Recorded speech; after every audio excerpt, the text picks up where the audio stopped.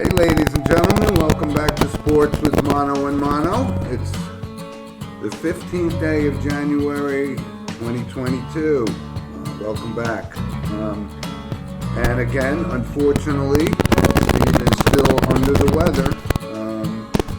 So he will not be joining us today, and he certainly sends his regards to our loyal listeners. And I'm hoping, again, I was hoping last week, but I think he'll be on the mend and he'll be back with us next week.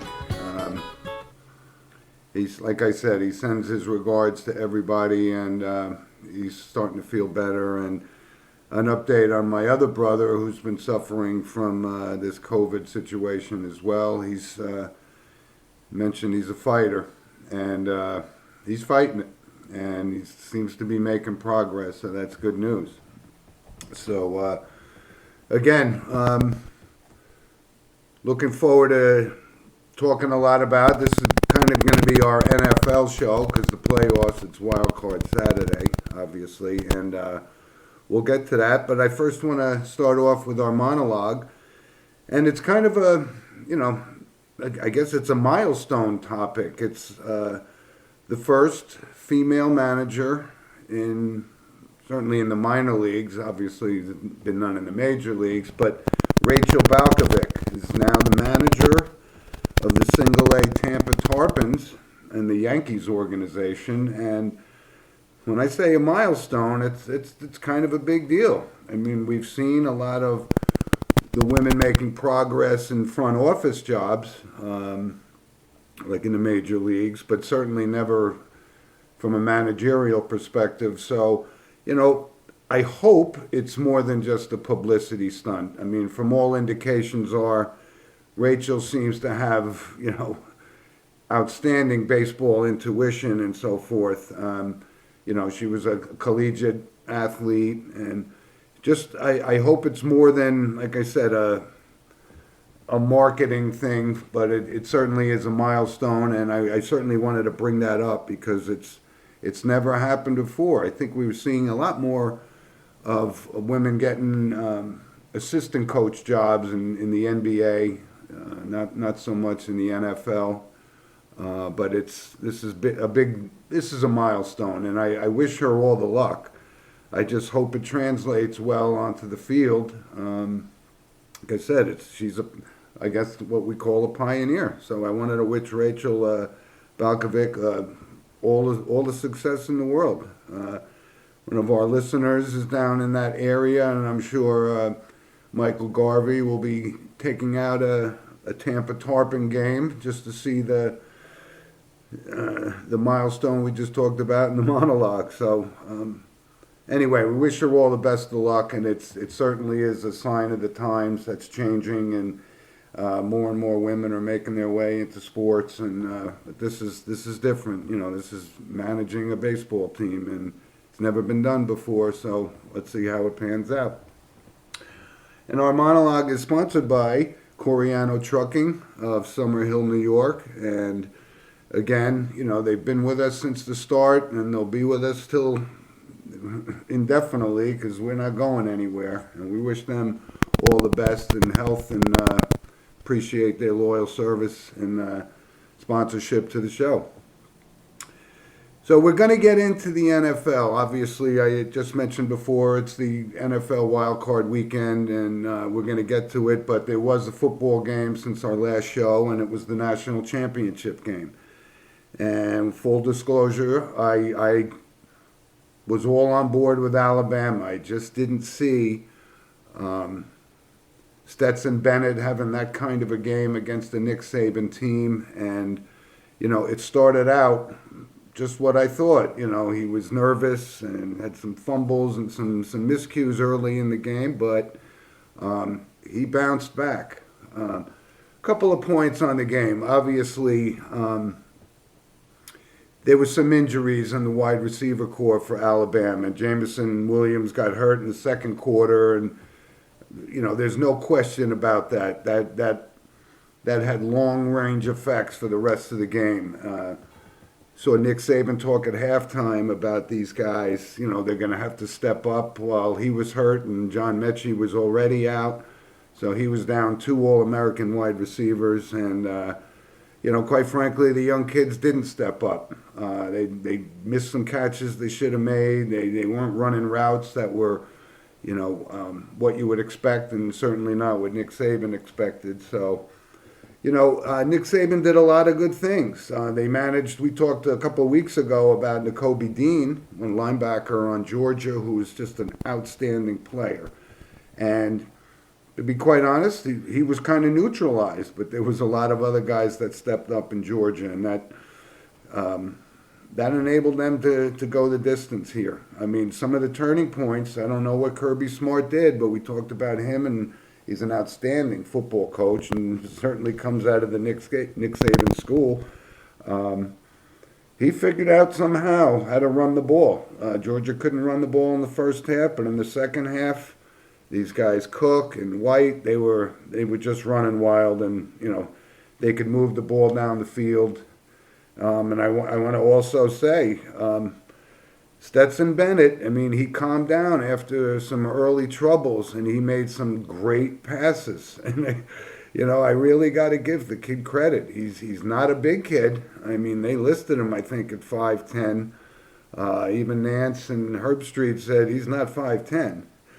But what a pass he made, that 40-yard touchdown right into the corner of the end zone. It was a great catch, but he made the pass, and I really give this kid credit. And you talk about a feel-good story. This is a guy that, Georgia fans were not on board with him being the quarterback, and they had other options, but Kirby Smart saw something and stuck with him, and I'll tell you, it was a well-deserved national championship. And the last time we saw Georgia win a national championship, obviously, was 1980 when Herschel Walker just had an unbelievable season. And yet, Georgia has been there, time and time again, and it just finally all came together for them. And, to beat Nick Saban and an Alabama team in the national championship game is just, wow, what a story. What a long wait, 40 years. Hard to believe that Herschel Walker was running for Georgia. I mean, God, we remember him as a freshman running back, but that's 41 years. And congratulations to Kirby Smart, his staff, and the players. And listen, as we expected, a lot of the Georgia guys, Dean included, are actually coming out and making themselves eligible for the NFL draft, which is no surprise. But so Kirby Smart's going to have to reload and fill a lot of voids on both the offense and defensive side of the ball for Georgia. But what an impressive win! Really was an impressive win. And Nick Saban just, I mean, if he's going to lose to somebody, I think losing to a Kirby Smart, who was just very close with him, it'll never ease the pain, but it softens it a little bit, I think. But congratulations to the Bulldogs and Stetson Bennett.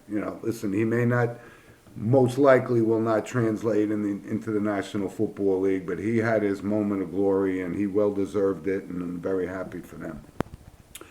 And before we close out the college football season, we talked about a little bit was Division II. Doesn't get a lot of press, but North Dakota State beat Montana State for their 9th Division II championship in the past 11 years. So you want to talk about, the equivalent would be in Division III, Mount Union, right? Just perennial national championship, and North Dakota State, I believe that's Carson Wentz's alma mater, if I'm not mistaken. Kind of guessing they didn't win it that year if Carson Wentz was the quarterback, but anyway. So college football, I mean, we got through it. A lot of open items, a lot of coaching changes, and whether Harbaugh is going to come to the NFL or not. I talked about it, I think, a little bit last week, that at first I didn't think so, but then it started to make a little bit more sense. And we're going to talk about, some of the openings in the NFL in just a minute. But congratulations to North Dakota State. It's a dominating football program in Division II, and they won another national championship. So let's move on. We did talk about this. It's wild card weekend, so let's move right into the NFL. And obviously, we can't start anywhere else. But we talked about the coaching carousel in college football. How about the NFL? Six new openings, and let's go through them one at a time. I mean, Mike Zimmer had 8 years. He's a very good football coach. He's had a lot of talent and so forth. And, we talked about, how long should these guys get? But I think 8 years is sufficient enough with the talent, and they just decided to move on. And Rick Spielman, as the general manager, took it on the chin as well. So, there's a lot of things when we go into some of the other firings that didn't make sense. Either the general manager and the coach, they both go or they both stay. I kind of always wondered whether or not it was right that the GMs keep their jobs and the coaches take it on the chin. But Mike Zimmer, listen, 8 years, I think that was sufficient time for him to wait. One of the bigger surprises was the Brian Flores firing in Miami. And I think there's got to be more to it because he is considered an outstanding football coach.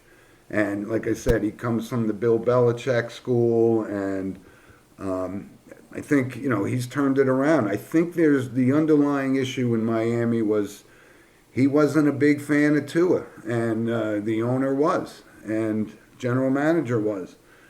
So he, apparently on draft day, was insisting upon Justin Herbert when they were both coming out, and you see how Herbert's developed into a major league quarterback, and Tua, I don't know that he has the NFL qualities, but so I think there was more behind the scenes because that kind of caught everybody. Nobody saw that coming. He's taken a Miami team and put a lot of wins on the board, especially this year, and they just missed the playoffs. But make no mistake about it, Brian Flores will be a head coach in this league somewhere next year. So look for that to happen. The Bears, again, here's an instance where, just like Zimmer and Spielman in Minnesota, Nagy and Pace get fired in Chicago. The expectations for the Bears, I think, were a little overboard, but Justin Fields was just a rookie, and has he developed into the player? I don't know if he's been given a shot, but I think what they're going to hang Nagy on was, they didn't give him the shot. He seemed to consistently want to stay with Andy Dalton, who couldn't stay on the field anyway. But that's really no surprise.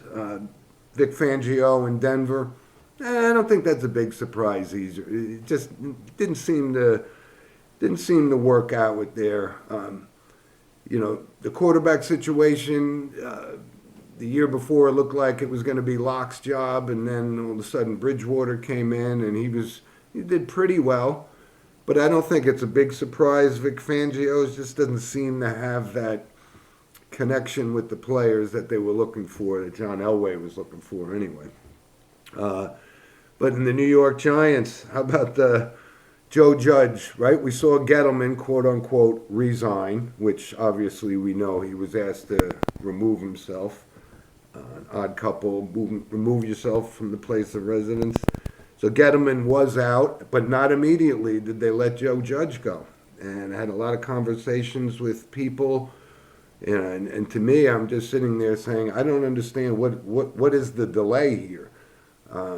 Because he had to go, and he sealed his fate with this silly press conferences that he had, and the quarterback sneak on 3rd and 9, and crazy stuff, almost like he wanted to be fired.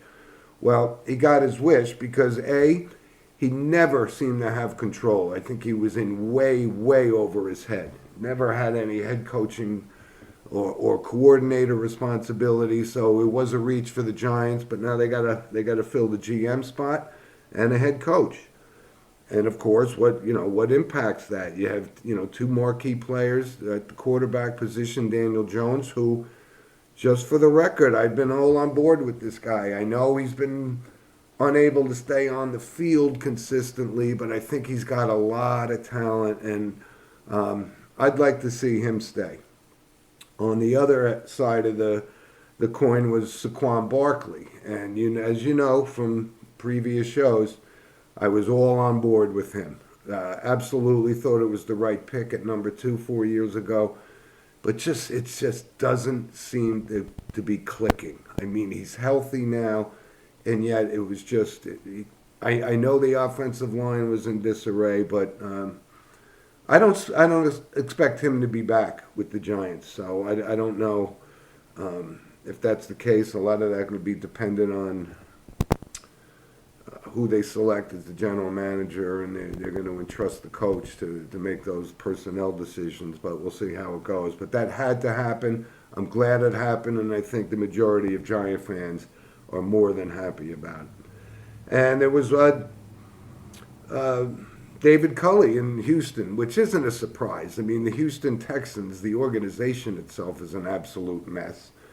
And they brought in a guy that didn't have really 40-year assistant coach, and giving him the opportunity, and they only gave him 1 year, so it was one and done for him. I don't think that's a surprise either, but that program the problems go way beyond who's calling the shots on the sideline. The organization is a mess, and we'll see how it goes. So let's move on to Wild Card Weekend. There's a lot of games, and of course the NFL and Roger Goodell, first time moving a playoff game to Monday, right, in prime time. So it's a win-win for them. They make more money. Everybody's happy.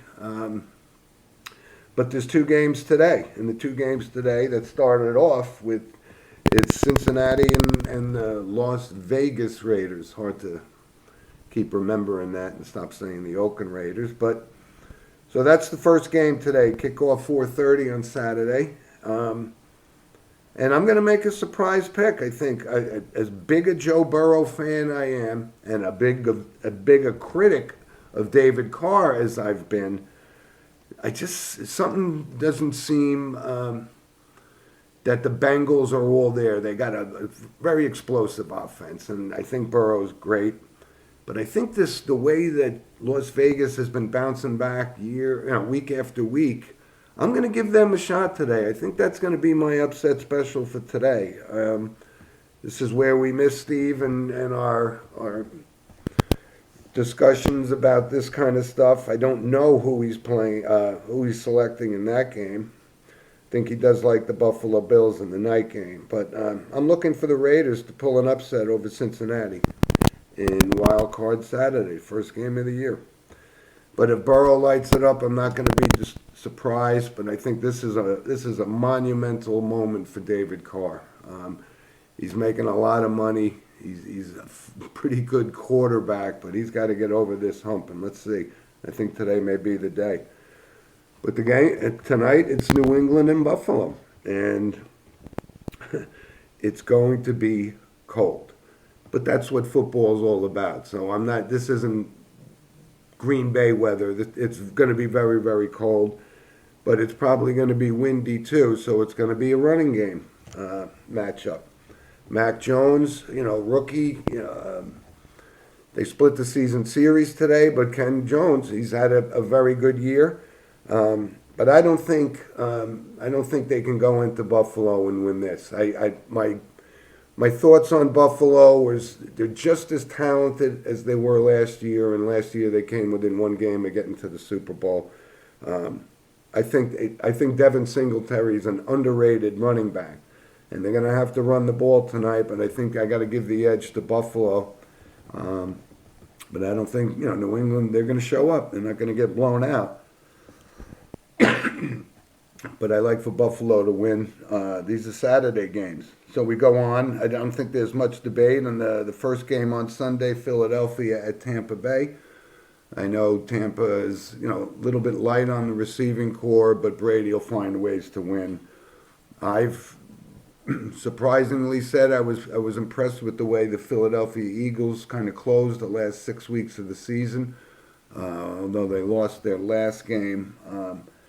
And I give Hurts a little bit more credit than he seems to be getting in Philadelphia, but I just don't think they have enough. I know they got the number one running game in the league, but I don't think that's Tampa Bay is not going to let them run wild on them tonight on Sunday.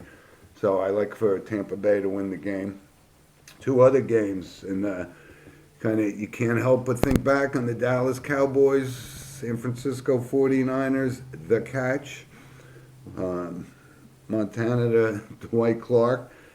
But I'm a little bit surprised that I saw a lot of people are leaning towards San Francisco in this game. And I've been critical of the inconsistent play of the Dallas Cowboys all year, but I think I like Dak Prescott. I like the way that he's been playing. And, the Cowboys are getting Micah Parsons back, which is he's coming off COVID protocol, and that's a big win for Dallas. And I just can't put my chips on Jimmy Garoppolo. I think they do have a lot of talent across the board, but I don't think he's the guy. So I look for Dallas to take care of business.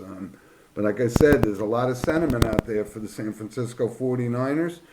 And it was kind of hard for me to think, where all that support is coming from. But I like for Dallas to win that game. The Pittsburgh-Kansas City game, right? Obviously going to be the farewell for Ben Roethlisberger. Patrick Mahomes is not going to lose in the first round to the Pittsburgh Steelers. I just don't see that happening. That's the night game tomorrow night. And weather will be cold, but I haven't been impressed with Pittsburgh all year long. I think Najee Harris is a good running back, but Roethlisberger's not having that kind of year that anybody in Kansas City should be worried about. So let's see how that plays out. But I think one of the more intriguing games, and this is the NFL and their marketing moving the game to Monday night because everybody will be watching.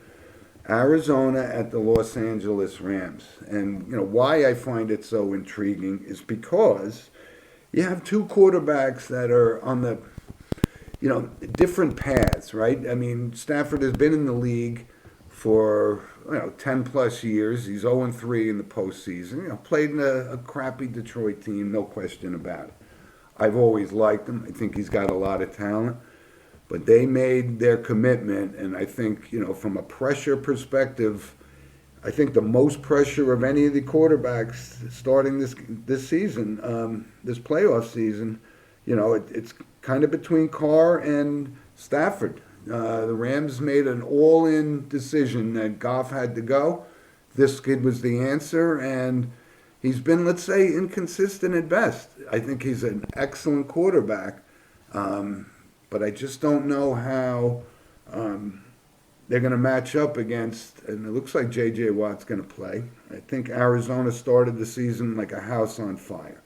And Kyler Murray, the more and more I see him, he's talented. I mean, when I put it into perspective, he's a guy that can throw the ball on the run and run for first downs. He's a very dangerous weapon. And to be quite honest, I mean, I think this might be a surprise to you guys out there, but I'm going to go with Arizona on the road. Obviously, they've been playing better on the road, but I like Kyler Murray. I think he's dangerous enough that he could figure out a way to pull this off. It's hard for me to put my money on Cliff Kingsbury over Sean McVay, because I think Sean McVay is one of the best bright minds in National Football League today. I just, like I said, that Kyler Murray worries me. He's hard to catch, and he could throw. So that's my real upset special for Wild Card Weekend, because I think the other ones are pretty set. But I look for, again, to reiterate, and again, when I'm right, I'm right. When I'm wrong, I'll bring it up the following week, but I'm going with Las Vegas and Arizona as my two upset specials of Wild Card Weekend. I would love to hear from you guys, so send us an email at sportswithmonoandmono@gmail.com, and we'd love to hear your thoughts on what's going to happen over this weekend with the games. Some thoughts on some of the quarterback situations, the NFL coaching situation, like I said, right now, 6 openings. I don't think there's anybody that's in jeopardy of any of the teams that are playing right now. So I think the firings are done. Black Monday came and went, and I don't think there's a lot of surprises on that outside of Brian Flores. But enjoy the wild card weekend because it's going to be fun. It's going to be very, very cold in some of the games, which may or may not be a factor. But when I say cold, it's going to be cold, not Green Bay, Dallas cold from I think that was 1967, if I'm not mistaken. I would need Steve to pull that one out for me, but the weather, it's going to be cold in some of these games, so let's see how it all pans out. So real quick, before we, just going to touch on a couple of things from Major League Baseball. Obviously, our monologue was Rachel Balkovic, but it was a notable retirement was John Lester. And I remember when John Lester came up for the Boston Red Sox, there's one of our listeners, Jeffrey Bolliger from Connecticut, Boston Red Sox fan. And I remember saying to him, this kid is really going to be good, right? So fast forward a couple of years, and he ends up 16 years later, retires, but wins a World Series with the Red Sox and wins a World Series for the Cubs. 200 career wins. A lot of debate whether or not he's a Hall of Famer. And I said, well, no. I mean, not first ballot Hall of Famer. You know, he had like a 3.56 ERA. You know, when we do Hall of Fame comparisons, we always bring somebody up and measure them against somebody else's who's not in the Hall of Fame. So here's one of those I would say if you put John Lester in, then Andy Pettitte has to be in, you know, and Andy Pettitte hasn't been elected to the Hall. I believe at some point in time he will get in, which means maybe sometime down the road John Lester gets in, but right off the bat, I don't think so. But he had a great career. And you figure the two teams that hadn't won World Series for 100 years, the Cubs and the Red Sox, and he wins one with both. So that's very notable as far as I'm concerned. Wish him all the best. And he had a great career. Really did have a great career. A couple of things. The NHL, as we know, the NHL is still going through some game cancellations due to COVID and so forth, and getting ready for the All-Star break. And I wanted to touch on that because when I saw, you know, who made the All-Star team and who didn't, I was shocked because I've mentioned before this Artemi Panarin for the Rangers is just, he's an incredible stick handler. And he's leading almost, you know, at the top of the NHL in assists. He doesn't make it. So I don't know who votes or who doesn't vote, but they missed that one. And they also missed the Rangers goalie, Igor Shesterkin, who, like I said, we're gonna forget all about Henrik Lundqvist sooner than we thought because this kid's the real deal. And he's having an incredible, probable Vezina Trophy winner kind of season, but he didn't make the All-Star team. And as far as the NHL goes, I kind of do like this little format they have. We know in years past that the NHL All-Star game was just, there's really no hitting, you know, it was just a score fest. So I think they went to this little format where they have kind of like 4 divisions and, you know, they play a kind of a round-robin tournament. I like that, 3-on-3, it's fast, and you get to see, like I said, you weren't going to see hitting in an NHL game anyway. But I like this, and this showcases guys like Connor McDavid and, you know, the young guns in the NHL. I think it's a great format. I think it makes it more appealing to somebody who's not a diehard NHL fan. Get a chance to see some of these guys play in wide open ice, and I think it's a good format. But you guys missed it in Artemi Panarin not being an All-Star is kind of silly. Just a couple other quick notes in the NHL. the Ranger fans were hoping that they were going to pull off a trade for this young guy, Jack Eichel from Buffalo, and but he's had some almost, I want to say, experimental surgery, back surgery, and the Buffalo Sabres weren't on board with this, and he said, "Listen, this is my only shot," and he took it. So he's actually starting to skate around. He's going to be playing in this league, and he's now with the Las Vegas Golden Knights. But he's still a young kid, so this is one of those young guns that I was talking about.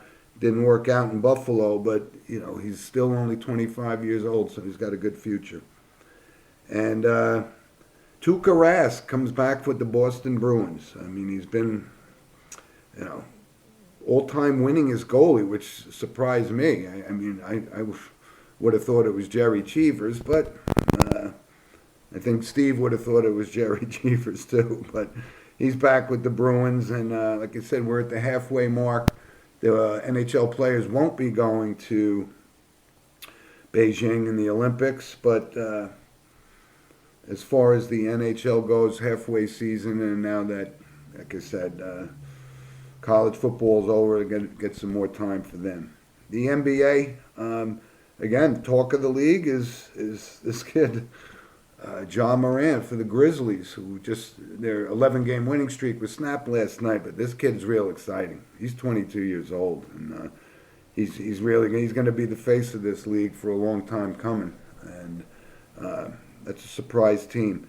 A couple other notes: the Knicks, the Knicks they're getting hot again, but a lot of the buzz around the league was this trade they made with the Hawks, Cam Reddish, and but the Knicks had to send a number 1 pick for him, and I mean he was a former number 1 pick a couple years ago, so he reunites with R.J. Barrett on the Knicks, but they didn't lose much outside of a first-round pick, which they haven't had much success with anyway. So they sent Kevin Knox, but I guess Reddish is having a good year, but I don't know. He hasn't been one of those up-and-coming Ja Morant type players that people were expecting. So I don't know why it was considered such a big deal as far as the trade goes, because it really wasn't. It wasn't really that big.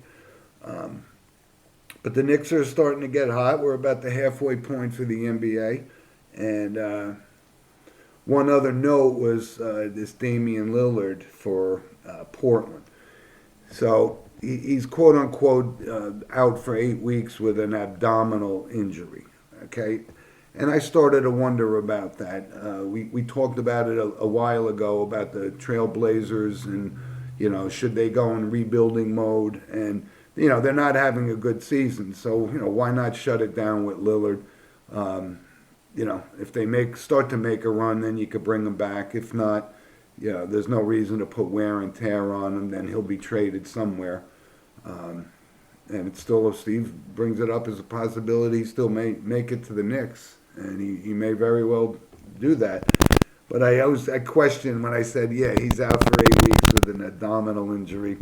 I don't know how real that is. I think it's time to say, let's just shut this down. Let's not put the miles on those tires. But he's an outstanding player, no question about it. But Portland's out of it. And I know I promised not to bring it up, but Kyrie Irving is back with the Nets. And, we talked about it. I still think, obviously, they're going to the finals in the East. Because when all 3 of those guys are on the court, they're a pretty good team. But I'm still a little disappointed that the Nets made the decision to bring him back as a part-time player on the road. I think that'll end soon enough. He'll be able to play in New York soon enough. But I was proud of the Nets for taking the stand, and they just realized, they're going to need this guy to get some playing time before the playoffs. So they bring him back on a part-time basis. Crazy. Anyway, so as we move on, I just want to, our Random Points of Interest is sponsored by Lynch Toyota of Manchester, Connecticut. I had an opportunity to speak with President of Lynch Toyota, Michael, last week, and everybody's doing well, and we wish them the best and a happy new year to them. So we move into our Random Points of Interest, and just a couple of quick things. And, in Major League Baseball, I mean, I know that the talks are still ongoing. This lockout's still underway. But I'm thinking more and more that there's a really good chance that the National League brings the DH finally, I guess, to the National League. I don't know if it's the right move. I'm kind of a traditionalist. I like the fact that, you actually need to be a better manager in the National League than you do in the American League, because you got to figure on your pitcher and he's got to hit and it changes. Requires a lot more thinking. But I didn't think they were contemplating it. It's quite possible it might be for this 2022 season, which may be a little strange because, it doesn't give time for teams to prepare, right? I mean, there are guys out there that are basically just designated hitters. But if the National League goes with that, they're going to have to go with the lineups that they have. And I thought it would be something worthy of like announcing that it was coming and give teams time to adjust. But that's going to happen. The other note, Novak Djokovic, will he not play in the Australian Open? And my position. The guy's phenomenal. Possibly and most likely will retire with the most major wins, but his personality, it's hard to go to his corner and root for him. And I think, he botched this whole thing. And I think it's wrong. And I think guys like Nadal came out and Andy Murray came out and said, listen, these are what the rules are. And now, this goes beyond just tennis. This is the COVID situation in Australia, and I think it's quite probable that he's not going to be allowed to play in this thing, and I don't think he should be. I think the rules are the rules, and I hate bending rules for people because they're better or it means more to the tournament. But I think I would love for Australia to take that stand and say, these were the rules, you knew what the rules were, and you didn't follow the rules, so you're out. Let's see how that goes.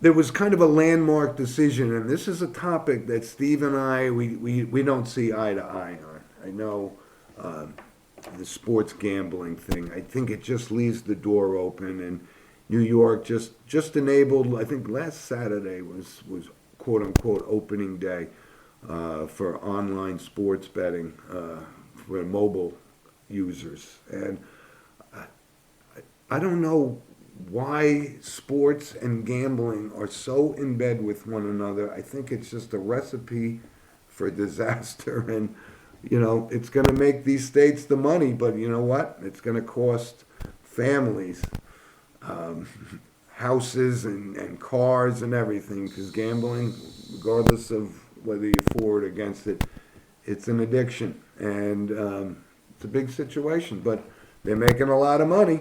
So the casinos and the NFL and all the other sports, they're making money on it too. So I guess from a business sense, it makes sense. But I think from a moral perspective, I know I sound old school and old fashioned, but I'm sorry. I just don't like that the two are so intertwined. I really don't.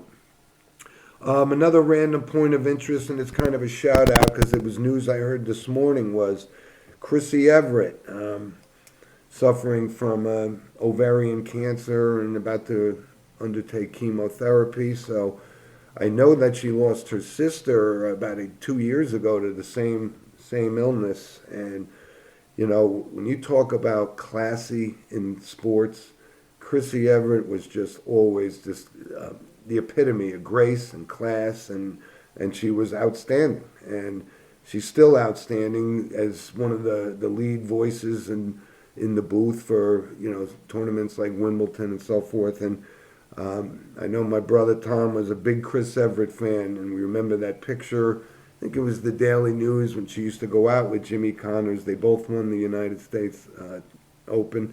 But we wish Chrissy all the best, because she's just a classy person. Very, very sad to hear that, and hope she could beat it. So we finally move on to our, again, notable passing segments. And we told you, a few weeks back there were some slow weeks where we didn't have to mention, but there are some this week. And when we think about notable passings, and certainly in the New York area, Don Maynard passed away at the age of 86, and he was just an amazing player. And kind of an early didn't think like he was going to ever make it in the NFL. I think he played in the Canada League, but him and Joe Namath were a very formidable duo back in those days. And you know what? To be quite honest, if it wasn't for Don Maynard, I don't think Joe Namath ever makes it to the Hall of Fame. Listen, I'm a big Joe Namath fan, and he could throw the ball, and he had some great years. But overall, I always said, Hall of Famer. It was one of those, I was on the fence, I could go either way. But the reason he was so good was Don Maynard, and he was awesome, and he passed away at the age of 86. Also from the world of sports, Joe B. Hall, and Steve and I had an opportunity to talk about this morning. Longtime Kentucky basketball coach, took over for Adolph Rupp, won a national championship in 1978, and was a fixture for Kentucky basketball. And Joe B. Hall was 93 years old. I think he coached them until, I think his last final season was 1985. But like I said, fixture in Kentucky. And, he had a great run there and just was always, a presence at Kentucky basketball games. And he was 93. And we feel bad about that. But that's a pretty good run, 93. And here's another one that was kind of a surprise. And, Sports with Mano a Mano, we cover everything. And from the world of golf. And I think it was definitely notable to me when I saw it, because I liked the guy, I thought he was professional, and I thought he knew the game, was Tim Rosefort. And he's actually, spent most of his career on the Golf Channel. And he was only 66 years old, suffered from Alzheimer's. And, this came quickly and it came hard. Only 66 years old, but he was really, really respected in the golf world. And we wanted to make sure we mentioned him because, like I said, he was a fixture in the golf world and very well respected.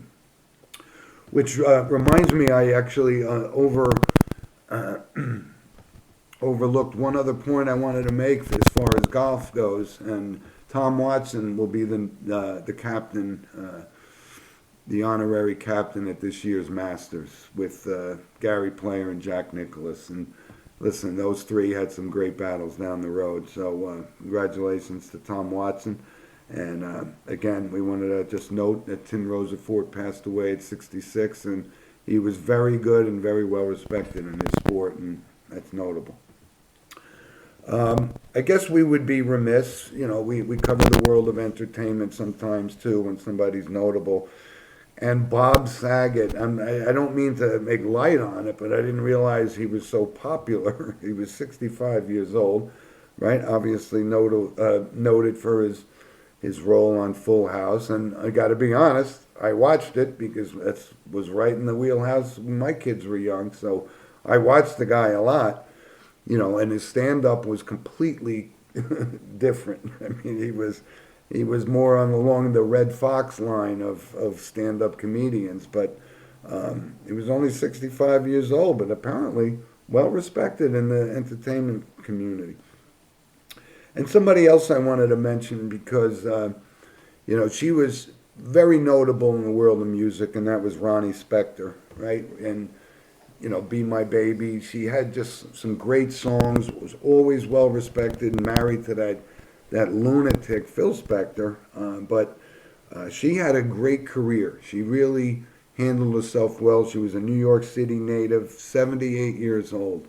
But, absolutely, notable in the world of music because she had a great career, and I certainly wanted to mention that. So listen, folks, enjoy Wild Card Weekend because it's always the busiest of the playoff weeks, the most games, a lot of good games. It's going to be cold in the Northeast, storms expected from from the Midwest all the way to the East Coast, so it may or may not have an impact on the games. We'll see. But enjoy them anyway. And again, like I said, I hope Steve is feeling better, and he misses us as much as we miss him. So get well, Steve, and we'll see you next week on the Sports with Mono and Mono. And please, anybody, send us an email at sportswithmonoandmono@gmail.com. We would love to hear from you, and stay safe and enjoy the games today, and we'll catch up to you next week.